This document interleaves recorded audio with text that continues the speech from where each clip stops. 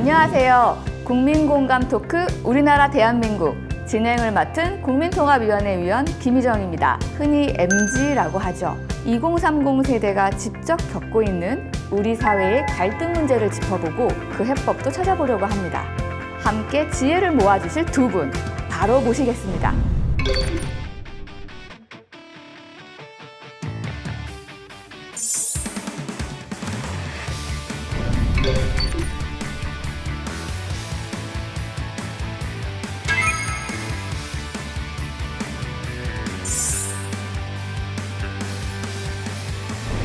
어서 오세요. 반갑습니다. 안녕하십니까. 네, 청년을 가장 잘 이해하고 또 그 마음을 보듬어 주시는 심리학자 우리 박금주 교수님, 그리고 청년을 위한 정치를 열심히 뛰고 계시는 우리 이동수 대표님 나와주셨습니다. 안녕하십니까. 도대체 이 MZ세대가 누구인가에 대한 걸 조금 알아봐야 될 것 같은데요. 우리는 흔히 80년대생부터 2000년대생까지를 통틀어서 밀레니얼 Z, MZ세대라고 부르고 있는데요. 이런 기계적 정의 말고 두 분의 시각으로 정의를 하신다면요? 스마트한 세대, 이들은 굉장히 적응적이고 또 굉장히 변화에 민감하고 그리고 자기 주장적이고 남에게 피해를 주는 것, 그러한 자기 주장적인 것보다 조직 구성원 안에서 자기를 굽힐 수도 있고 타협할 수도 있고 누군가 피해를 보게 되는 거를 봤을 때는 같이 붕괴도 할 수 있는 스마트하게 살아가는 세대가 아닌가 하는 생각이 듭니다. 어떤 분들은 이런 비판을 하시잖아요. MZ세대가 뭐 너무 많은 세대를 하나로 묶어가지고 과연 이게 네. 가당키나 하냐. 네. 근데 저는 사실 그런 어떤 용어의 세세한 의미에 막 집착할 필요는 없다고 생각해요. 그냥 청년 하면 떠오르는 어떤 심상이나 이미지 같은 것들이 있잖아요. 전 그게 이제 MZ세대가 아닌가 그렇게 생각을 합니다. MZ세대는 확실히 기존 세대와 달라요. 그렇죠? 어떻게 다른가요? 이 MZ세대시잖아요. 우리 이 대표님은 어떻게 생각하세요? MZ세대는 대한민국이 산업화 그리고 민주화를 이룩한 이후에 태어나고 이런 자라온 세대잖아요.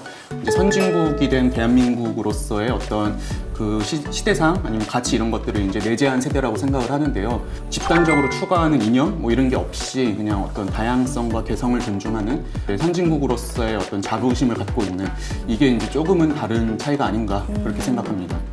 네, 곽 교수님도 강의실에서 MZ세대를 만나시죠? 요즘 청년들은 어떤 관심사를 가지고 있던가요? 제가 그 2000년도 초반부터 한 학부 교양 강의가 있습니다. 흔들리는 20대라는. 네, 그게 강의 제목이에요. 재밌겠죠? 흔들리는 20대. 네. 학생들한테 항상 물어보는 게 있습니다. 어떤 거가 가장 고민이 되고 무엇 때문에 방황하느냐? 그러면 이전에는 연애, 이성 문제, 주 관심사였다면 지금 뭐 부동산 굉장히 문제가 되고 있는데 벌써 그 부동산 문제가 터지기 전에 어떤 학생이 손을 탁 들더니요, 자기는 집을 못 살까 봐 그게 걱정이다. 학생들이 막 전부 다 웃었어요. 그리고 나서 얼마 있다가 몇 년 있다가 2030 세대들이 집 사는 것 때문에 그렇게 고민을 하게 되고 영끌 빚글까지 가게 되는 현상을 보면서 그러한 실질적인 문제, 또 경제적인 문제, 취업이라든지 이런 것들이 굉장히 고민거리가 되는 것 같다라는 생각을 합니다. 이 MZ가 큰 문제라고 얘기하시는 게 바로 세대 갈등이더라고요. 세대 갈등 어떻게 봐야 할까요? 한국 사회가 너무 압축적으로 빨리 성장을 했고 세대마다 어떤 경험들이 너무 다른 데서 오는 것 같아요. 보면은 네. 뭐 이제 6070 세대 같은 경우는 그 시절에 어떤 절대적인 빈곤에서 탈출하고 북한과의 대결에서 이겨야 되는 그게 이제 지상 과제였다면은, 또 4050 세대 같은 경우에는 독재로부터의 어떤 민주화, 네. 그리고 이제 2030 세대는 지금 이제 뭐 저성장, 양극화 이런 것들이 이제 주요 어떤 시대의 과제인 것 같은데, 이렇게 이제 직면한 과제들이 다르다 보니까는 네. 가치관의 차이에서 또 그게 이제 또 정치적 차이를 가져오고 그래서 이제 좀 세대 갈등이 빚어지는 게 아닌가. 네. 세대 갈등 그러는데요. 저는 이 말이 잘 안 만든 것 같아요. 왜냐하면 세대 격차거든요. 격차. 네. 네, 맞는 이 말씀이세요. 세대 격차라는 거는 어느 시대, 네, 옛날에 뭐 피라미드에도 뭐 요즘 젊은 것들이 이런 말이 네. 있었듯이 네. 그 옛날부터 어느 시대이든 어느 사회든 네. 어느 국가든 다 있어요. 그때의 그 문화라든지 사회라든지 경제라든지 이런 거를 다 반영해가지고 그 세대의 어떤 가치관이 만들어지고 생각들을 만들거든요. 근데 우리가 이렇게 변화하니까 당연히 있기 마련이에요. 우리가 MZ세대 그러지만 이들도 크면은 꼰대 세대 돼요. 그래서 이 자꾸 갈등으로 우리가 보려고 하는 그러한 생각이 문제가 아닌가. 그래서 이거를 그냥 세대 갈등이라고 하지 말고 격차. 당연한 네. 격차로 보면 어떨까 싶어요. 네. 저도 사실 근데 일상에서 별로 이렇게 세대 갈등을 그렇게 느끼진 못하거든요. 못하죠? 왜냐면 네. 저도 교수님이랑 아까도 막 대화도 잘하고 했는데, 네, 그렇죠? 예, 근데 보면 이게 정치적으로 누구를 지지하고 그렇죠. 하느냐에서 또 많이 갈리더라고요. 네. 저는 이게 또 정치가 이제 자기 지지 세력을 모으기 위해서 또 약간 조장하고 이런 측면도 없지 않나. 아니 그러니까 네. 이런 것도 있어요. 그 MZ 세대들이 정말 가치관이 뚜렷하고 이런 MZ도 있어요. 그렇지만 아직 그게 형성이 안 된 MZ도 있거든요. 근데 이제 계속 뭐 이대남, 네. 뭐 우리가 보수- 주입하는 거죠. 그러니까 누구를 보수를 지지하네, 뭐, 지지하네. 네. 나 그래야 될 것 같아. 그래서 따라가게 되고 자기 가치관을 거기에 맞춰가게 되고 그래서 좀 더 갈등이 더 커진다라고 볼 수 있거든요. 이것도 서서히 분위기를 바꿔나가는 게 필요할 것 같아요. 특히 우리나라 사람들은 정치에 제일 많이 관심 가져요. 근데 요새는 젊은 층까지 정치 얘기하다가 싸우고 나가고 뭐 친구 끊고 이렇게 되거든요. 조금 정치인들이 좀 네. 중립된 네. 그러한 자리 좀 보여줄 수 있는 거가 필요한 게 한 가지고요. 네. 그리고 또 언론의 문제가 크다라고 볼 수 있겠죠. 언론들이 부추기는 갈등이라고 자꾸 얘기를 한다든지 또 어떤 새로운 용어를 만들어낸다든지 진짜 이거는 갈등인가 보다라는 거를 세뇌시키고 있는 거 아닌가 하는 생각이 좀 네. 듭니다. 또 최근에요. 이제 이 MZ 세대를 중심으로 조용한 퇴사, 퇴사 열풍이 또 불고 있어요. 이제 네, 전또 고충이 좀 있으신가 네. 봐요. 말할 수 없는 고충이 많은데요. 이 어려운 일은 피하고 저것도 못 참나? 참을성 없는 MZ의 문제로만 보는 또 시선들이 있어요. 이거에 대해서 또 어떻게 생각하시는지요? 이들이 참을성 없는 거 당연한 거고요. 당연한 거예요? 당연한 거죠. 그리고 자기의 어떤 삶의 질이라든지 네. 이런 거, 자기 개발 이런 네. 것들을 찾아가기 때문에 우리가 무턱대고 이들에게 비난할 거가 아니고 이제 이 조직이 바뀌어야 되죠. 네. 네, 이 세대들을 우리가 끌어안을 수 있게끔 네. 조직이 변화하고 바뀌는 거가 중요하지 않을까 싶어요. 근데 저 같은 경우는 사실 교수님이랑 생각이 비슷하면서도 조금 다른 부분이 있는 게 이제 저도 MZ 세대잖아요. 제 또래 친구들이 이제 진짜 열심히 일하거든요. 맨날 밤새는 것도 기본이고 주말도 그냥 계속 다 출근을 하고.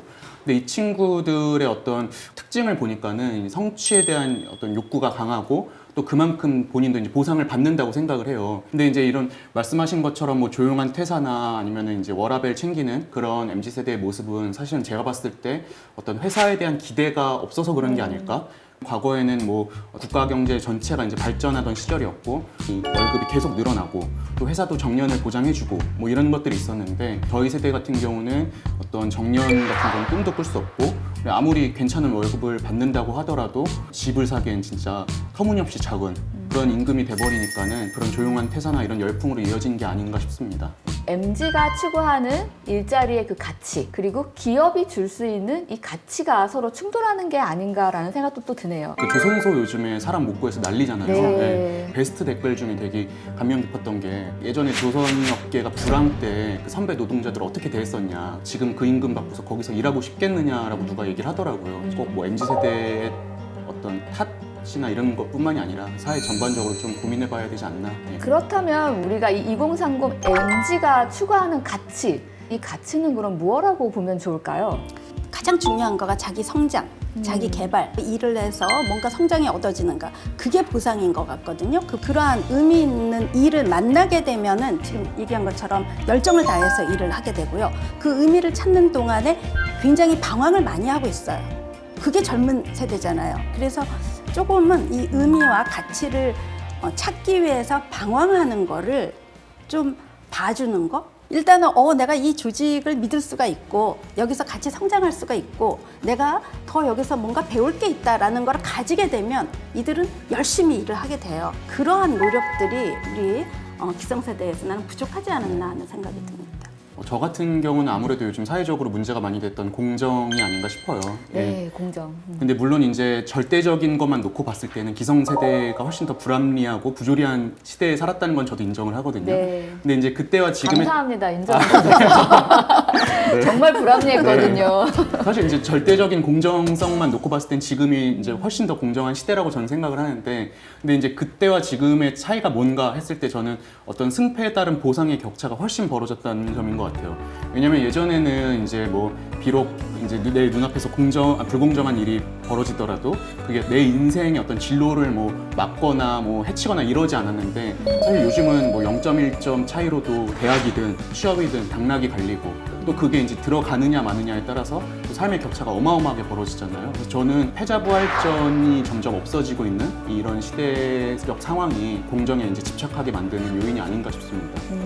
내가 열심히 공부하면 그렇죠. 좋은 대학 갈 수 있고, 좋은 곳에 취직할 수 있고, 그게 지금은 너무 어렵죠. 너무 어렵죠. 네. 그래서 이들이 벌써 15년대쯤에 헬조선 네. 그러면서 수저 계급론 네. 그거 저는 굉장히 맞아요. 심각하게 봤거든요. 맞아요. 그들은 시위를 하는 거예요. 그때 좀 더 정신을 빨리 차렸어야 되는데. 그러니까요. 네. 그렇게 해서 희망을 줘야 되는데 요새 젊은 것들이 부동산 투기를 한다 이런 얘기를 하지만 이들은 자기가 사는 시대에 부동산이 막 이렇게 뜨고 있는 거를 보는 세대란 말이에요. 그러니까 그렇죠. 그래서 이들은 어쩔 수 없이 뭐 영끌할 수밖에 없고 빗끌할 수밖에 없어요. 그렇게 해서 결과가 어땠냐고요. 기성세대들이 반성을 하고 이들에게 어떤 희망을 줄 수 있을까? 뭔가 내가 이 조직에 있는 구성원을 내게 희망을 줄 수 있는 게 뭔가 하는 걸 각자들이 생각을 하면 그게 만들어져서 미래가 생기지 않을까. 열심히 공부하면 성공할 수 있다. 그게 이제 좀 무너지기 시작한 게 저는 대학 진학률로도 나타나고 있다고 보거든요. 제가 이제 88년생인데 저희 때 전후로 해서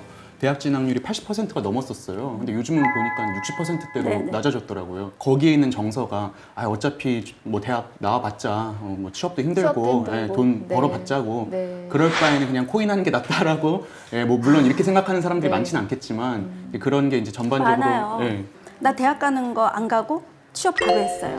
이러는 친구들이 있거든요. 되게 많아요. 요즘. 되게 많아요. 근데 나는 그게 너무너무 존경스럽고 그렇게 해서 그러한 세대들에게 희망을 줄 수 있어야 되거든요. 다양한 삶의 방향을 제시해야 아, 된다는 네, 말씀이죠. 네, 네. 또 하나 좀 더 현실적인 해법을 얘기해 보자면요. 우리 일자리에 대한 질적 차이, 그 중에서도 가장 두드러지는 게 대기업과 중소기업 간의 임금 격차나 또 일의 안정성 문제, 이런 게 아닌가 싶습니다. 이런 문제를 해결하기 위해서 이번 윤석열 정부에서도 상생임금위원회를 운영하고 있고, 국민통합위원회에서도 대중소기업 상생특별위원회를 만들었거든요. 일자리 격차나 이로 인한 갈등 문제들을 어떻게 좀 풀어가는 게 좋을까요? 과거에는 이제 중소기업에 가도 이제 뭐 대기업과 그렇게 크지 않은 임금을 받을 수 있었고, 또 이제 뭐 또 중소기업에 가서 얼마든지 성장할 수 있는 그런 조건이 마련되어 있다 보니까 뭐 교육이든 뭐든 간에 다들 그렇게 막 경쟁이 치열하지 않았었는데, 근데 지금은 이제 대기업에 가냐 마냐 혹은 뭐 정규직이 되냐 마냐에 따라서 너무 격차가 벌어지다 보니까 그거에 맞춰서 또 교육도 치열해지고 사람들 간의 어떤 또 인식도 팍팍해지는 것 같고, 저는 이 격차를 줄이지 않으면은 사실 이런 국민 통합이라든지 이런 경쟁을 좀 완화하고 하는 것들이 어렵다고 봅니다. 예. 세대별로 이제 의견이 일치되는 분야가 바로 양극화, 빈부격차의 문제인데요. 우리 MZ가 느끼는 이 양극화의 문제의 심각성은 어느 정도인가요? 격차가 벌어지고 있다는 사실 자체도 문제지만 벌어진 격차를 극복할 수 없는 이 계층 이동 사다리가 끊기고 패자부활전이 없어지고 있는 이런 사회도 지금 문제인 것 같아요. 이 과거에는 보면 비록 가난한 집에서 태어나도 계층 이동을 이뤄낼 수 있는 그런 시절이 있었다면은 지금은 이제 한번 이제 실패했을 때는 다시는 일어설 수 없는 시대가 되어버렸고, 이런 계층 이동 사다리를 복원하는 게 좀 우리 사회의 가장 중요한 과제가 되지 않을까 싶습니다. 그 이제 공정 얘기를 하셔서 그러는데 공평과 공정이 다르거든요. 네. 네, 공평은 노력한 거와 상관없이 똑같이 나눠 가지는 게 공평이라면 네. 공정은 능력껏 네. 또 노력껏 더 많이 가질 수 있는 거가 공정이에요. 어떤 게 공정인가 하는 걸 한번 생각을 해보고 그 공정을 부르짖어야 될 것 같고요. 그러면 이 공정을 줄 수 있는 사회가 돼야 되죠. 이제 청년들이 막 공정 하도 이제 얘기하니까 요즘 청년들이 뭐 너무 막 공정하네, 능력주의를 뭐 추정하네, 시험 만능주의네 이런 얘기를 하는데, 이 청년들이 뭐 사법고시 부활이라든지 아니면 뭐 정시 확대 이런 걸 주장하는 거는 사실 뭐 능력주의를 추종해서라기보다는 내가 좀 불리해도 좋으니까 그냥 다 같이 그냥 똑같은 데서 싸우자, 약간 그런 심리인 것 거가 같아요. 있죠. 그래서 저는 이 공정이라는 게 능력주의 뭐 이런 거의 문제가 아니라 이 반칙과 특권이 개입될 여지를 얼마나 줄여나가는가가 줄여나가냐 중요하다고 하는 생각을 거죠. 합니다. 맞아요. 네. MZ가 무엇보다 가장 심각하게 보는 갈등은 바로 젠더 갈등입니다. 이 젠더 갈등이란 말이 언제부터 나왔는지 모르겠는데요. 이 MZ가 특히 더 젠더 갈등을 심각하게 받아들이고 민감해하는 이유가 있을까요? 온라인 커뮤니티라든지 아니면 유튜브나 이런 것들을 보면은 보통 이제 알고리즘이든 아니면 온라인 커뮤니티는 또 끼리끼리 모이든 하잖아요. 그냥 본인의 어떤 세상 속에 갇히는 경우들이 요즘 굉장히 많은데 그러다 보니까 되게 작은 사건들도 크게 확대돼가지고 더 큰 분노와 어떤 혐오를 일으키고 서로 상대방에 대한 어떤 불신과 혐오가 생기는 것 같아요. MZ 내에서도 젠더 갈등이 여혐, 남혐으로 이렇게 번지는 상황이거든요. 그 상대에 대한 감정이 좋다, 싫다를 넘어서 혐오로까지 이제 확대된다는 게 사실 쉽지 않을 것 같은데 이걸 어떻게 이해해야 할까요? 그 부정적인 감정의 여러 개 중에서 제일 위험한 게 혐오예요. 분노는 확 끌어올랐다가도 가라앉는 감정이기도 하지만 혐오라는 거는 굉장히 시간을 두고 계속 만들어져서 그리고 전혀 타협이 안 되는 네. 그러한 감정이기 때문에 이 혐오라는 말을 막 쓰는 거가 저는 약간 두렵다는 생각이 그건 들거든요. 조심히 써야 되는 굉장히 단어네요. 조심스럽게 써야 네. 되는 단어고 이거는 사고, 생각을 꽉 지배하는 거거든요. 그러다 보니까 아 여자는 다 저래. 남자는 다 저래. 이렇게 생각을 하게 되고 근데 또 보면 막상 이렇게 오프라인에서 만나서 얘기하면 그런 얘기 잘 전혀 안 못하잖아요. 그래요. 그래서 저는 항상 이제 친구들한테도 얘기하는 게 네. 이 세상은 스마트폰 화면 밖에 있다고. 힘을 합치면 시너지 효과가 더 날 수 있거든요. 그래서 현안에 처한 문제들을 사회 문제들을 해결하게 되면 남녀에 관련된 생각들도 어느 정도 해소가 되지 않을까 하는 생각이 들어요. 2030 남성 청년들 보면 이제 뭐 젠더 갈등에 가장 앞에 서 있는 것처럼 느껴지고 하지만 사실 또 여러 설문조사나 이런 것들을 보면은 성평등 의식은 가장 높은 네, 또 네. 집단이거든요. 이전 남성 세대에 비해서. 그래서 전 결코 이게 접점이 없는 게 아니라고 생각을 하고요. 아 뭐 남자가 어떻게 주방에 들어가 막 이런 소리 하는 사람 진짜 한 번도 못 전혀 봤어요. 없어요. 저는. 네. 한 번도 그런 못 봤고. 되게 10년 만에 들어보는 거예요. 네, 오랜만에 그리고, 듣네요. 네, 저는 그래서 이게 결코 젠더 갈등이 극복 못할 문제가 아니라 접점을 좀 넓혀 나가다 보면 충분히 이런 젠더 갈등을 해소할 수 있지 않을까.